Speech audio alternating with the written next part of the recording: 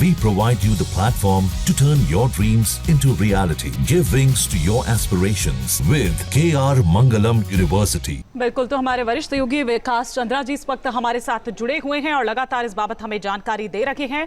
और साथ ही साथ जिस तरह से आपने दक्षिण का यहाँ पर जिक्र किया विकास जी, तो जाहिर तौर पर एक मैसेज भी जाएगा कि बीजेपी जो एक राष्ट्रीय स्तर पर, क्योंकि एक मैसेज बना हुआ है, ठीक है मैं उस पर आऊंगी, लेकिन ये दो तस्वीरें इस वक्त हम यहाँ पर आपको दिखा रहे हैं जो इस वक्त एनडीए का एक तरह से शक्ति प्रदर्शन पे आप यहाँ पर कह सकते हैं। तमाम नेता जो हैं वो इस वक्त वहां पर मौजूद हैं। और दूसरी तस्वीर हम दिखा रहे हैं उनके कॉम्पिटिटर की, जो दरअसल आईएनडीआईए के दरअसल जो कैंडिडेट है बी सुदर्शन रेड्डी। तो ये देखना वाकई दिलचस्प यहाँ पर होगा। लेकिन जिस तरह से दक्षिण की आप बात कर रहे थे विकास जी, वापस उसी पर जाऊंगी कि एक तरह से एक ये मैसेज भी यहाँ से जाता हुआ नजर आएगा कि दक्षिण के नेताओं को राष्ट्रीय स्तर पर महत्व देती है बीजेपी।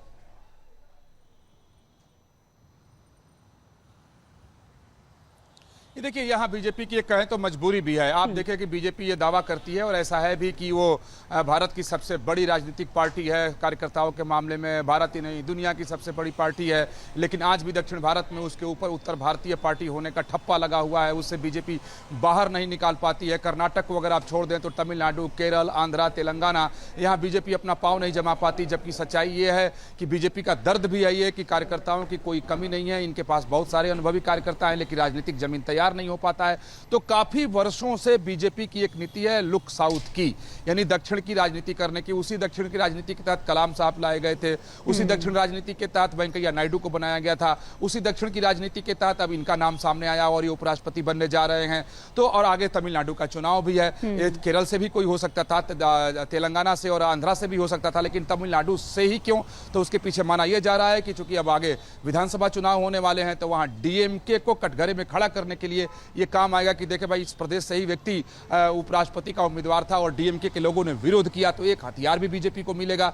दूसरे पूरे दक्षिण भारत को इन्होंने संदेश दे दिया कि हमको उत्तर भारतीय पार्टी आप कहते हैं, लेकिन देखिए जब मौका आया उपराष्ट्रपति के नाम को चुनने का तो हमने तमिलनाडु से यह नाम चुना। तो राजनीति में संदेश ही होता है और राजनीति इसी जरिए चलती ही है और उसी पर बीजेपी चली है। बिल्कुल आपने ठीक कहा। तो तस्वीरें भी हम लगातार यहाँ पर दिखा रहे हैं। प्रधानमंत्री नरेंद्र मोदी जो उनके प्रस्तावक बतौर वहाँ पर इस वक्त इकट्ठा वहाँ पर पेश हुए हैं, शामिल हुए हैं।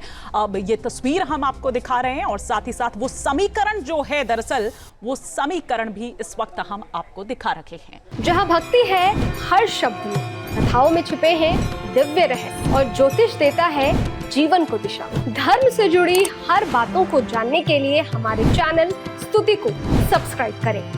चैनल पर जाने के लिए इस लिंक पर क्लिक करें।